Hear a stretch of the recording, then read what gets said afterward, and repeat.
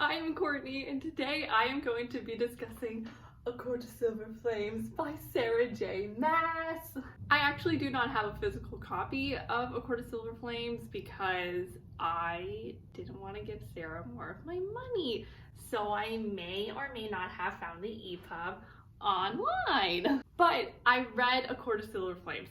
The book is out, and I have read it, and oh my god. A Court of Silver Flames was like the acotar version of Tower of Dawn. I was not excited for this book because I've never really been a big fan of Nesta.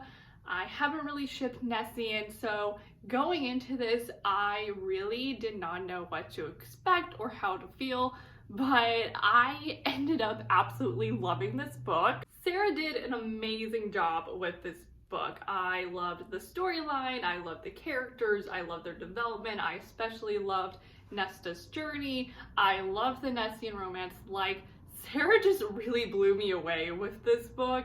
If you haven't read A Court of Silver Flames yet, or if you even haven't read acotar in general, like, what are you doing here? Please go read this series. It's one of my favorites. Like, I love these books and characters more than anything, and you are just like missing out. So go read them, go read A Court of Silver Flames. Once you have, you can come back here and we can discuss it together. So goodbye, non-spoilerly people. Alrighty, A Court of Silver Flames. I actually wrote a list of things to help me out while filming this video because way too much stuff happened in A Court of Silver Flames. So I need a guide while I do this. First, I'm going to talk about the plot because we all know I do not like the plot of books. I actually really liked the plot of A Court of Silver Flames though, because I just found the Brylan storyline to be really interesting, and tying the trove in, and they're all trying to find the made objects like the crown and the harp. I don't know, I just thought it was super fun and fascinating to read about. And I can't wait to see where Sarah takes the future books, because we do learn a little bit about this new and even bigger villain, Koshi, aka the Deathless. And even though he seems like really scary, I am very intrigued because, you know, Nesta is like death, and then we have the Deathless. So I'm very fascinated to learn more about Koshi in the future books and just see where Sarah takes this story. Now let's talk about the characters, because oh my god, I have so many things to say. I want to start off with our new characters, specifically Gwen and Emery, because I love these two gals more than anything, but I do have more thoughts to say about the inner circle, so I want to leave more time for them. But I got to mention Gwen and Emery though. If Gwen and Emery weren't in this book, I honestly feel like I wouldn't have enjoyed it as much because these gals are so amazing.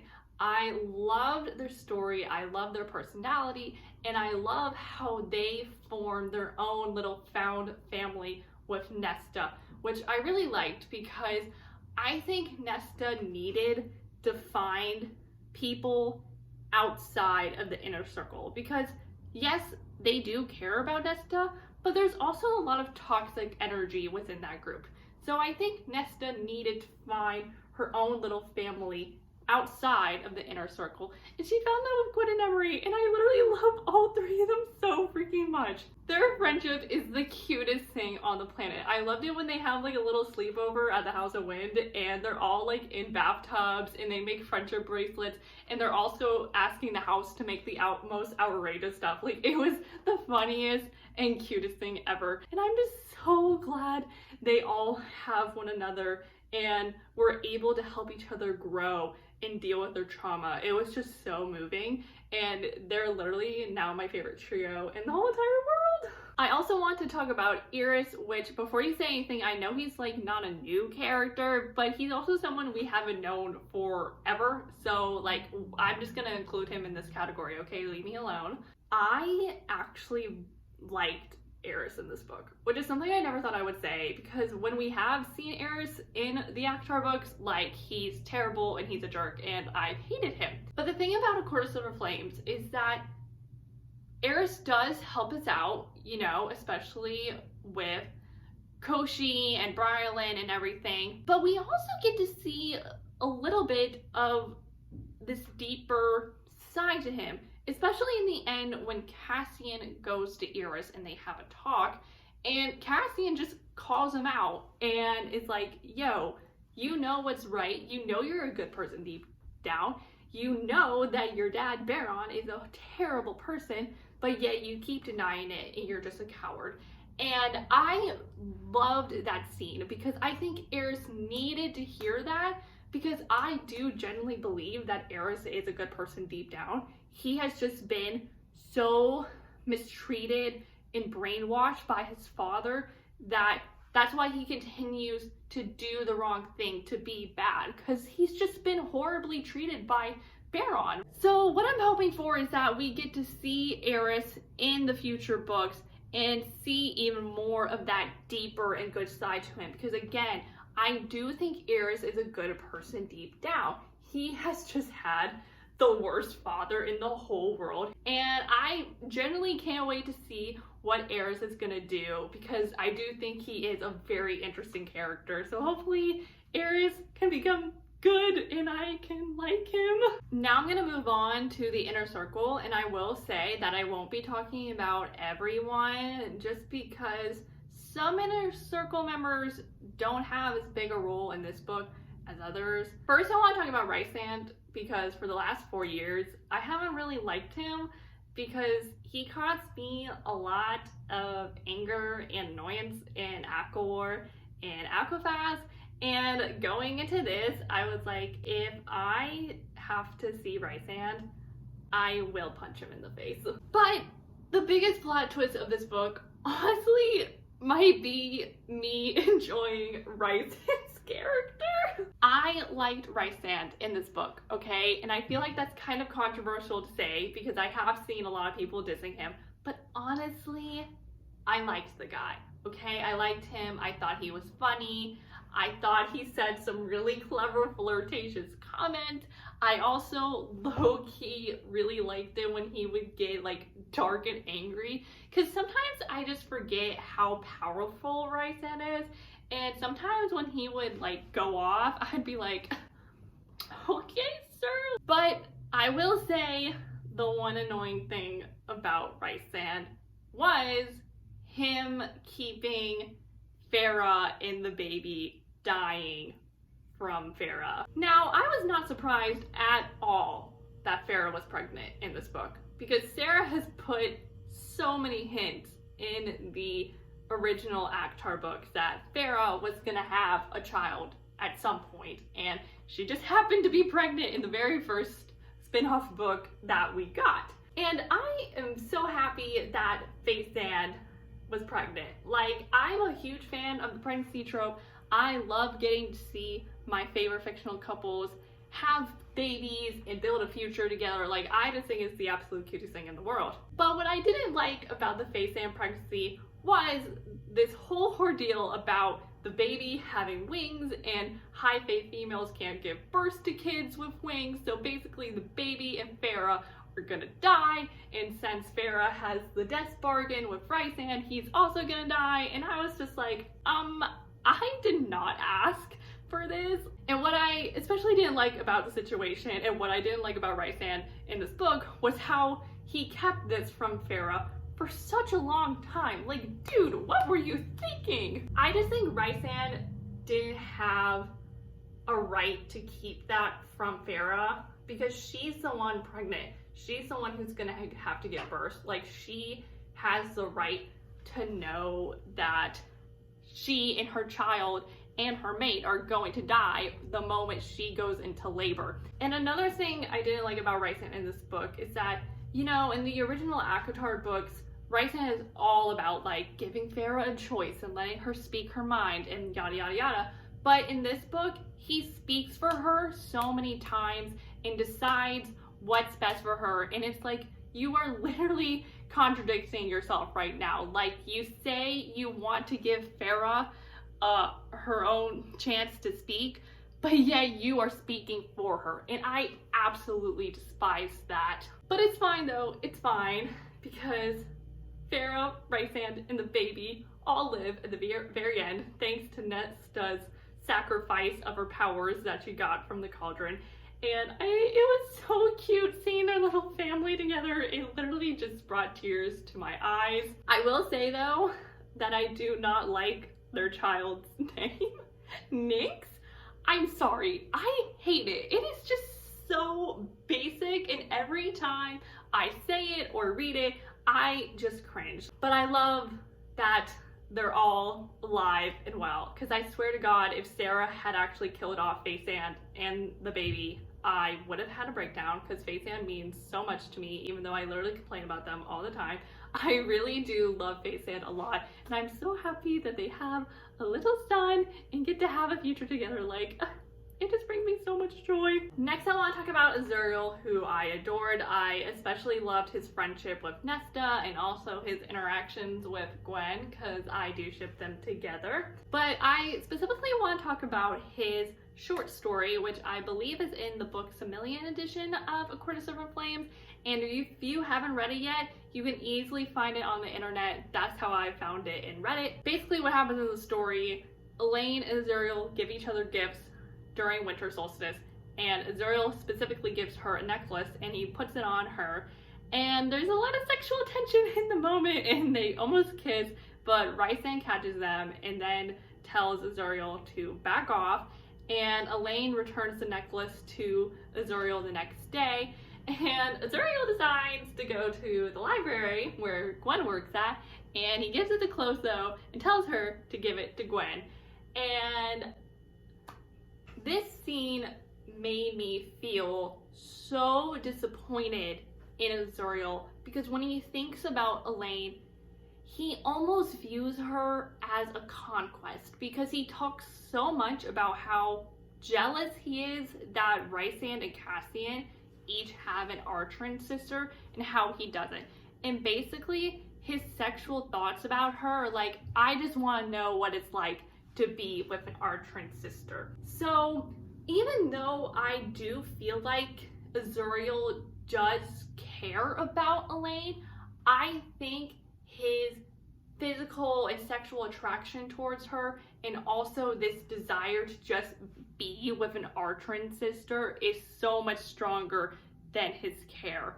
And that is not okay, because Elaine does not deserve to be with someone who wants her just because of her last name. Like, this girl deserves all the happiness and love in the world, and I do not want her to be with someone who will think of stuff like that. So now I just feel so conflicted about Azuriel, because I do think he's a good person.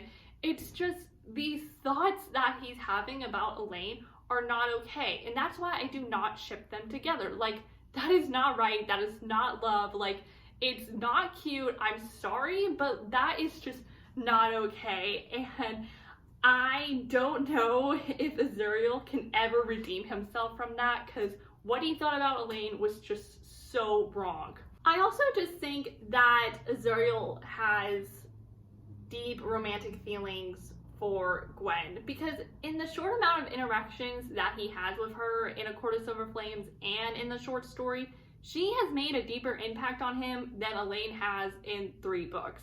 Like, they built such a quick and deep and emotional bond in such a short amount of time. Like, Azuriel talks about how his shadows like sing at her beauty or whatever, and Elaine has never made him feel that way at all. So I think where Azuriel is at right now, he's just feeling a lot of loneliness and jealousness that his brothers have the Archeron sisters and he doesn't.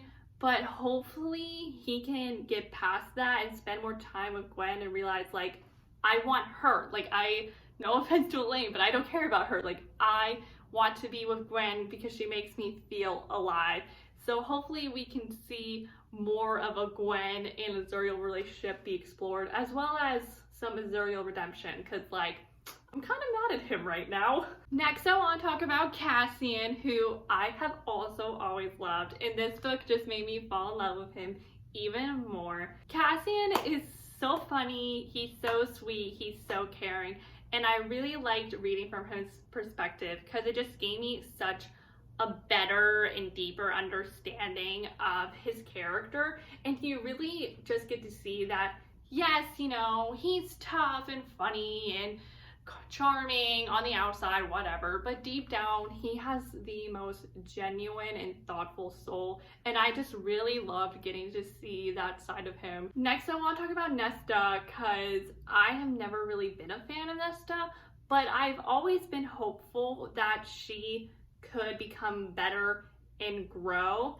and she did. In this book, oh my god, Nesta literally had the most breathtaking journey I've ever seen. I really loved how Nesta had both a physical and mental journey, because we know that Nesta has a lot of trauma and PTSD that she needs to deal with, but I didn't realize the extent of like how much help she needed physically. So I really loved getting to read the scenes about her training and also working in the library, and then when she brings in like the Valkyrie techniques to the training and like doing the mind stilling breathing thing, like I just loved all of that so much. But I did love her mental journey even more. It was just so touching to see her be vulnerable and open up and deal with her inner demons, because that's all I wanted her to do.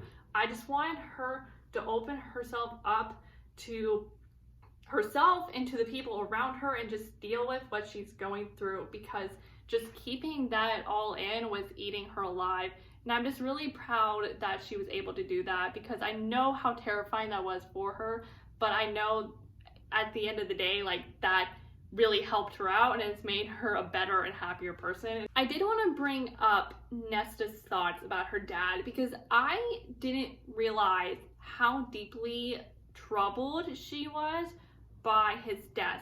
And it was really interesting to read how that pivotal changing moment in her life affected her, because she's extremely traumatized and also angered by this moment, because she talks about how she was so horrible to him her whole life, but yet in his final moments, like, he just told her he loved her. Like, he loved her to the very end, and she just never could understand how he could feel that way about her, even after all of the anguish she lashed upon him. So I found it just really interesting to read about that and to see her deal with that particular memory. And I'm so proud of her for being able to go to her dad's grave at the end and be able to face him. And I'm also really glad that in that moment she just says thank you, because I think those two words were all she needed to say. Like, she didn't need to say anything else to him except for that. And that final chapter was just such a moving and emotional moment, and I'm really glad that's how the story ended. Next, I want to talk about Nessian, because along with Nesta, I just knew Nessian had potential. Like, it's so clear that there is physical, sexual attraction between the two of them in the OG books. They just kind of like needed to get it together. Nesta and Cassian's relationship was developed beautifully. Like, Sarah wrote it so well, and I just love how they kind of start off as friends first, because, you know, they would train every day and they would become closer through that. And I also kind of like that they were friends with benefits for a while, because again, there's a lot of sexual attraction between these two people. So I feel like it would have been weird if they like decided to be in a relationship first. Like, that just wouldn't really make sense. So them honestly just having sex and that's it for a while, like, that made total sense for Nesta and Cassian. I did want to talk about the sex scenes for a moment, because this is an adult book. This is not YA. Sarah made it very clear this was going to be adult, so it was going to be very explicit. And personally, I am very glad this book was adult, because I feel like if this was YA, then we really wouldn't have gotten the full essence of the sexual attraction between Nesta and Cassian, because the attraction they have towards one another, it is very powerful, and I feel like we needed to see that in full explicit detail. I didn't mind it. I'm glad this book was adult. I think Sarah did a really great job writing it. I also want to talk about Nesta and Cassian being mates, because I will admit I was one of those people who didn't want them to be mates. And that's not to say that I didn't want them to be together. I just wanted to see a Sarah J. Maas romance between two Fae people that didn't end with mates. Because she has people be mates with each other like all the time. And sometimes I just get annoyed with Sarah repeating the same formula. But I wasn't surprised at all when it was revealed that Nesta and Cassian were mates. Like, all the signs were there, you know, they wanted to have sex with each other all the time. Cassian was jealous. There was even like mentions of like the gold thread in the song, and I was like, yep, they're mates, all right. But after reading this book and seeing their relationship develop, like, it honestly does make a lot of sense that they're mates. Like, they are truly meant for one another and have such a deep bond. So I am happy that they're mates. I am just slightly disappointed that Sarah didn't take the opportunity to have this love story end with them not being mates.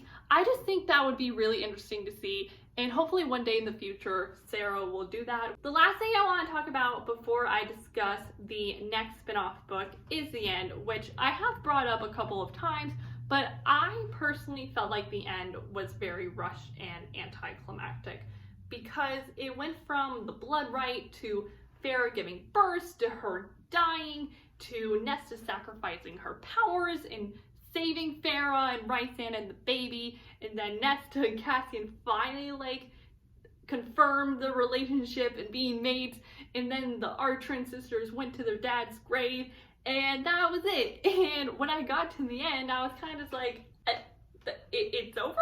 I just didn't get the closure I wanted from the end. I feel like Sarah should have spent more time with the end, especially with like Farrah giving birth. That was just so rushed. And I also would have loved to see Nesta and Cassian having the mating ceremony. I feel like that would have been such a sweet moment to end on, but it's fine. I do overall think the end was good. Like, I'm glad everyone is alive and well and happy, but it would have been nice if Sarah had taken her time with it. Now that A Court of Silver Flames is out into the world and we have all read it, now the wait for the next spin-off book begins, and Sarah said we would know by the end of this book who the next one would be about, but